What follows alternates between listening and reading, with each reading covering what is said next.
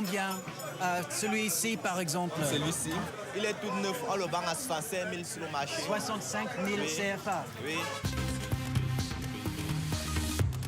It's not the Apple Store. Cheap smartphones like these are fueling the fastest growing telecoms market in the world. Africans are expected to buy 500 million smartphones in the next 5 years. And that could fuel a boom in software developed by Africans for Africans, but also for the world. I went to meet our observers Alain and Nteff and Churchill Nanjé in Cameroon. The Emana neighborhood in Yaoundé, the capital. First-time mother Hermine Dongmo takes a break. She knows that despite huge advances in healthcare in recent decades, risks remain relatively high for children in Africa. Fortunately, when her 1-month-old wakes up constipated, she has a secret weapon, her smartphone, and an application she's been using throughout her pregnancy. She uses the app to send a message directly to a doctor. The app was developed by 24-year-old Alain Nteff. Hi Alain, thank you very much for having us. It's good to meet you. The pleasure is mine. Okay, so let's go hear more about Gifted Mum. You're welcome. Alain created Gifted Mom with a doctor friend in 2013. With Gifted Mom, the pregnant woman or the mother with a baby has a smartphone application with a lot of content.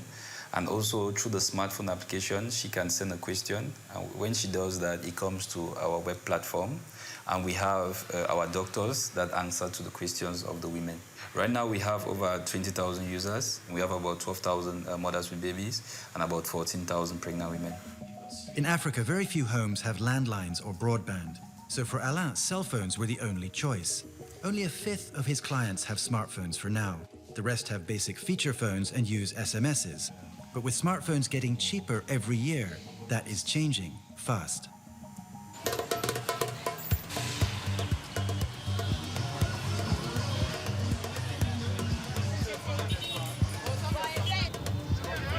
Africa is one of the fastest growing markets for smartphones in the world. Now, people here don't have long-term contracts, and that means they have to buy their phones. And they don't have 500 euros for an iPhone 6. Celui-ci, ça coûte combien? Celui-ci, c'est 65 000. 65 000 CFA. Oui, 65 000 CFA. Et est-ce que c'est un bon téléphone? Oui, oui, c'est un bon téléphone. Yaoundé's downtown shopping district is dominated by one type of product: mobile devices. Shoppers can stock up on minutes and internet access from their favorite provider. And if they want to upgrade, smartphones and tablets are everywhere. Second-hand or new, large and small, they're sold on tables, hand-to-hand, and in stores. We have Samsung, we have Alcatel, and HTC. And there's Blue, a new brand that's even cheaper. Half of the smartphones sold in Africa today cost less than 100 euros. Many of them are brands that are specifically aimed at emerging markets. The number of smartphone users in Africa is expected to explode in the next 10 years. That has attracted big players from around the world and investors. Ernest Bankum is a technology investor who's moved back to Cameroon from Canada. He is setting up an incubator in the capital to nurture promising startups. He says the telecoms boom is creating the right conditions for a boom in African software. It's helping to reduce the cost of access for many people. And we have lots of packages. In fact, it's actually cheaper for me to use internet on my mobile here than in Toronto, or even the UK. 90% of the smartphones sold in Cameroon use Android, an open system easy to make applications for. So conditions are ideal for a young generation of software developers, ready to provide apps for all the new smartphones being bought. Africa provides a blank slate, if you may, or a canvas, where these companies can come and try out these new technologies and deploy them. And so these young entrepreneurs are taking advantage of these technologies and really pushing them to address these issues.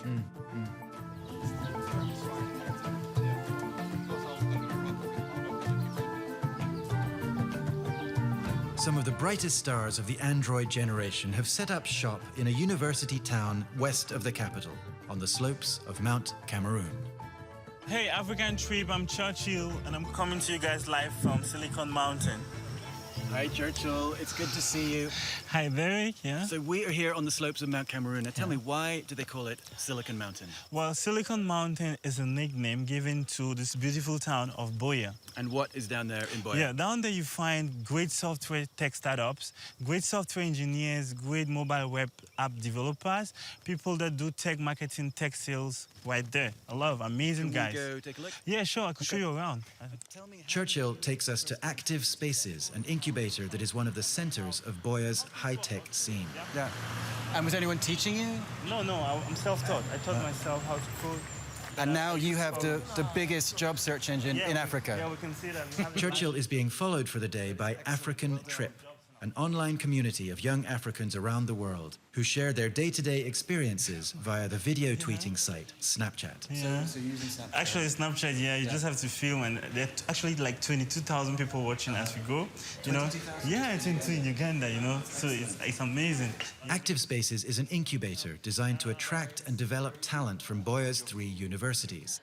The developers work on a wide range of products, but with one thing in common. Actually doing what we call localization, according to Vive. What? Localization. So it's a concept where we conceive products locally and we build for the global scale. That is what could give these developers an edge over their competitors in Silicon Valley. Many of the problems that complicate their lives in Africa, lack of broadband, patchy networks, inexperienced users, are problems everywhere in the emerging world. Globalization means their local solutions can have a market far beyond Cameroon in all sorts of fields. I'm working on Academy, and Academy is a platform that helps people acquire tech startup skills. Great, thank you. And Karine and Mo, what are you guys doing? Working on Vive is an in-flight entertainment for buses and trains.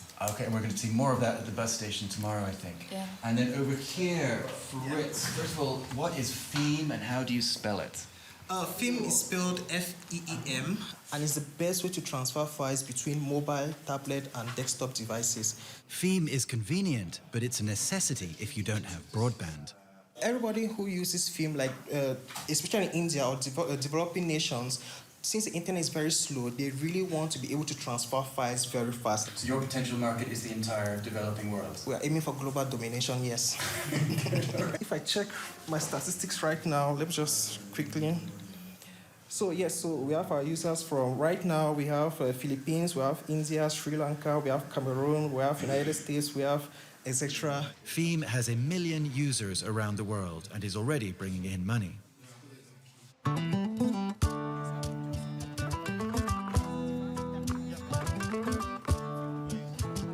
Other projects like Vive are just getting off the ground.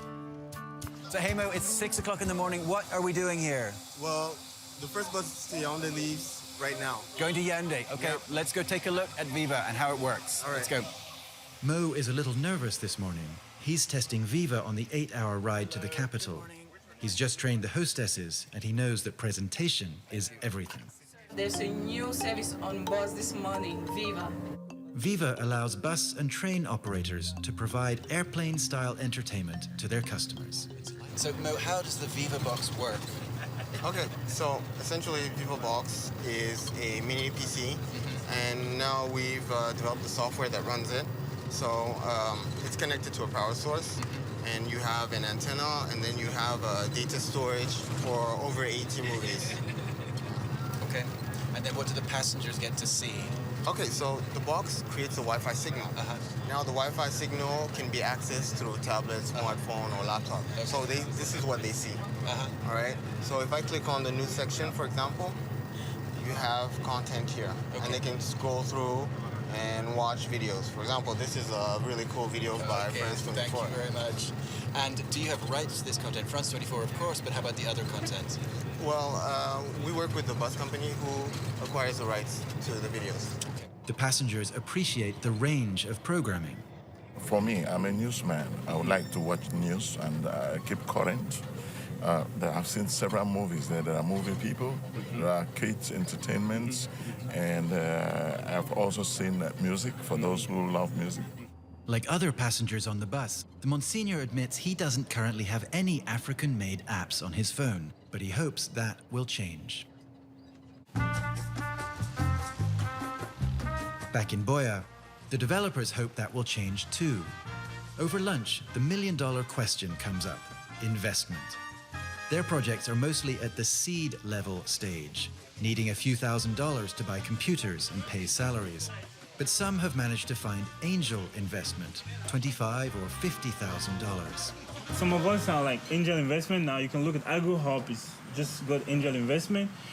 Fee Perfect got angel investment. Joku got angel investment. So I could gracefully say we are at the stage of angel investment. It's not more difficult to raise angel funding in Cameroon. It used to be very difficult. It used to be impossible. The next step is venture capital, VC money, hundreds of thousands of dollars or even millions. The startups of Silicon Mountain aren't there yet. And they stress that what they need is investors who are in it for the long term, with the specific experience and contacts they need. So guys, let's go around the table. Each of you tell me one thing that you need to make your project grow to the next level. Let's start with Valerie. Okay, yeah, for me, that would be better payment systems. Okay, for me, that would be money for product development and for community development. For me, I think it's regulation. Access to content providers. Skills, we need the right skills. Distribution channels. I think I need to get more human capital as a skill. Yeah. Money, but also knowledge, skills, and above all, the real thing we need is the right people: marketing, sales, engineering, legal, business development, partnership. And do those people exist in Cameroon? Even if they don't, we have to create them. That is why we build software, right? If I could build a software, I could build the people I need. Yeah.